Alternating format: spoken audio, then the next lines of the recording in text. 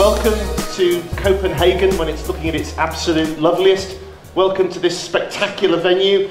Thank you all for coming, for clustering together for this largest ever event of its kind, the Nordic, German, Polish Cluster Excellence Conference, which thankfully we will call NGP for short. The whole idea of the next day and a half is for cluster managers and employees and policymakers and others to exchange ideas, to exchange perspectives on what can actually help work for them, to make European research and business more effective, more competitive by being more interactive and more cooperative, and by putting all those different ideas and examples in close proximity to each other to be inspired to find even better, even smarter ways of going about it, which of course is exactly what clustering is all about. Knowledge sharing is a win-win situation. The idea behind clusters are to improve innovation and competitiveness of enterprises. And the key tool is sharing of knowledge. Growth and development are issues on the top of the European agenda. The only way to ensure growth in Europe is to be more competitive and innovative. In this regard, it is essential that we share our knowledge. European countries invest billions of euros in developing new knowledge at our research, technology and educational institutions. Our enterprises must have the best opportunities to tap into this knowledge. Clusters are powerful tools for doing exactly that. Building bridges, sharing knowledge and fostering mutual support. This is a perfect way to describe the goal of the cluster conference here in Copenhagen. Innovation and education are two of the main drivers behind growth and employment. And this is precisely the strength of networks and clusters. They are key actors in generating successful, market-able innovations. We need to work better and smarter. We need to get more effect out of the investments in terms of new businesses that continue to grow. We need new energy solutions, new innovations in the healthcare, just to mention a few examples. What's your view on the role or the benefit of clusters in international cooperation? I think we already live a kind of internationality, because you see we have half of the people outside, and Airbus, as you know, is more French than maybe German. But the issue is that the collaboration across the borders is very important. But I should say it would be better to first learn how to manage a cluster and how to work together inside a country, and then in the next step expand to the other countries. So first consolidate what you have inside and then do the next step outside. If you are very active, if you set up services which are according to the demands, if you set up tailor-made activities, if you listen to your cluster members, to the demands, if you turn this into clear services, you can show clear benefit and impact. And what we have also learned is, if you are good and the most of you are excellent, please let the other know. What we have seen in the award, we were very surprised about so many excellent success stories. Although we thought that we knew the most clusters, when it came to the contribution, we were very astonished about your success stories. That means if you have good success stories, please let the other know that you are good, because then you are more attractive. And that should also be a lesson learned. Let the other know what you are able to do, not only to be more attractive on international level, but also show your policymaker that they invested in the right activities. We ran through an experimental phase. Now I think it's harvest time. Now it's not about nurturing and pampering clusters and cluster organizations. Now it's working with them and using them in order to achieve better results, both for companies as well as for policymakers. Thank you for your attention.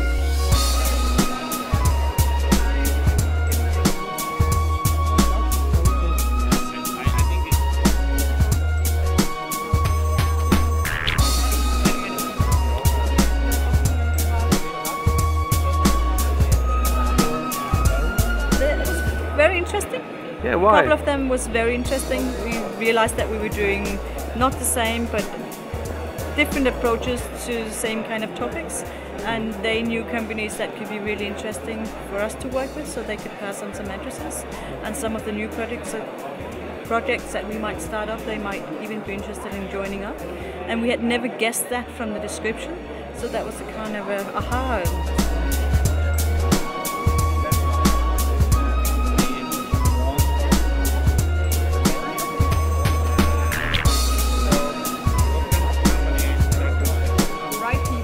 I came here because we have established partnership in 23 different countries already, all over the world, but no contacts to Denmark. Okay. So it was very important for me, for us to have also contact now to Scandinavia.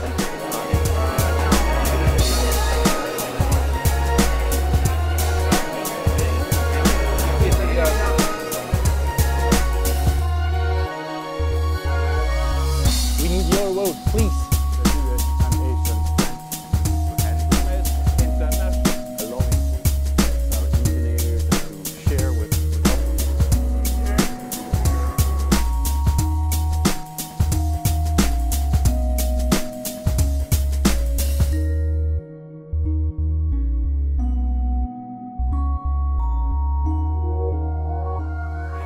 We had 250 speed dating meetings this afternoon. We had 11 workshops. We had 7 video presentations of cases. So well done. Thank you very much to all of you for your great work. Now, next hour and a bit, we are going to be thinking big, regional, national, international, and specifically how cluster policies by themselves and also in conjunction with other forms of innovation can make a difference at this very large level of things. To bring but I also want us to think small as well, about little things that can make a difference to doing this. Cluster programs should be embedded in national innovation strategies or in economic development strategies or in other important documents. We should make cluster policies as an integral part of the innovation policy. And also, of course, we should have a dialogue with politicians so they are aware of what is cluster policy. And then we should also be aware that clusters have different characteristics, and this requires different support mechanisms and evaluation criteria. I think a lot of the things we saw yesterday in the benchmark report is great proof of what us who's working in the clusters already have in our feelings and in our hands, saying this is what it's working, but now we have it on paper, and that will help us in the dialogue with policymakers and others, saying what is the good things we should do in the clusters and what shouldn't we do at all. We need to speed up the policy makers, because we see working closely to the companies in the markets, that's changing so fast, and it seems like the policy makers, at least in Norway, or the systems, are not adapting that fast enough. In particular, I have to say that cluster management is extremely important for world-class clusters. It's an important component of world-class clusters, which is our objective, to develop more world-class clusters in Europe. We work very hard on this since a few years. We start with the benchmarking methodology in order to identify what are the weak points, the weak areas of a cluster organization, and then we develop a number of training materials, and then hopefully, as it was said yesterday, we may think to have also a club, a label of excellent cluster organizations.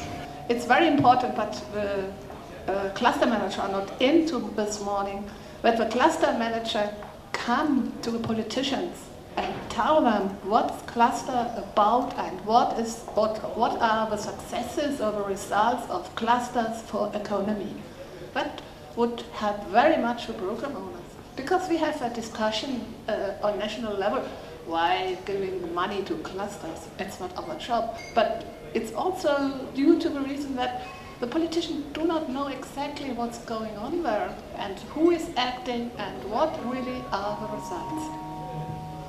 In the future, try to set up individual funding schemes for clusters coming from different technological domains. It very much helps the cluster management and yourself to turn your policy wishes into practice. Thank you. One message to policymakers: you should support cluster organizations in a benchmarking exercise. We have done it in Denmark, and all our cluster managers have been so happy about being part of this project. We didn't argue about the indicators because we wanted to get into business right away. So I think that's an important message too. Don't make too many arguments about what should be the indicators. This can be dynamic, and we can learn from the model we have now.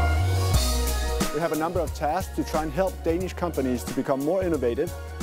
There are studies that show that companies become more innovative when they work with creative companies. You know that when a company works with a designer, sometimes they come up with new products that sell better or new ways of communicating. So we have several studies now that show the more you work with people with creative competences, you become more product innovative, and then also you will earn more money. So we're actually part of this growth agenda in Denmark. So to sum up the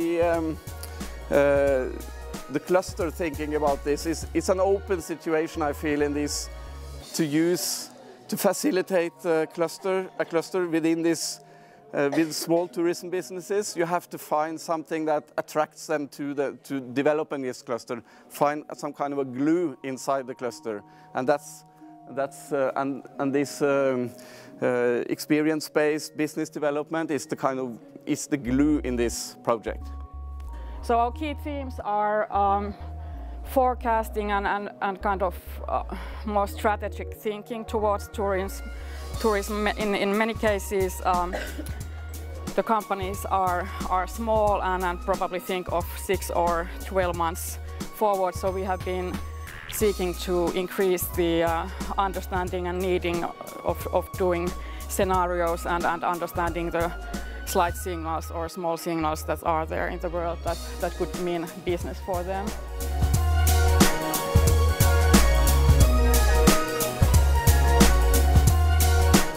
I have the honor to give you a little introduction to a shitty little company operating from a shitty little country and how to be able to do that in a cruel, evil world.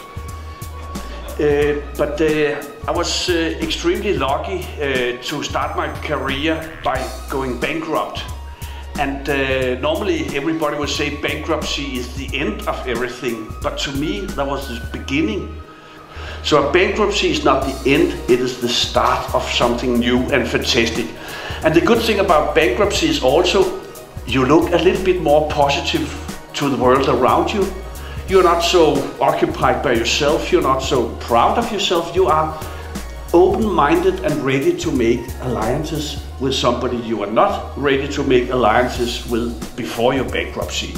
So please go bankrupt at least one or twice. So from the Nordic Innovation, we are welcoming the initiative from the European Commission on cluster development and more specifically the European Cluster Collaboration Platform, the European Cluster Management Club, and look forward to supporting development on the Nordic level based on priorities on innovation.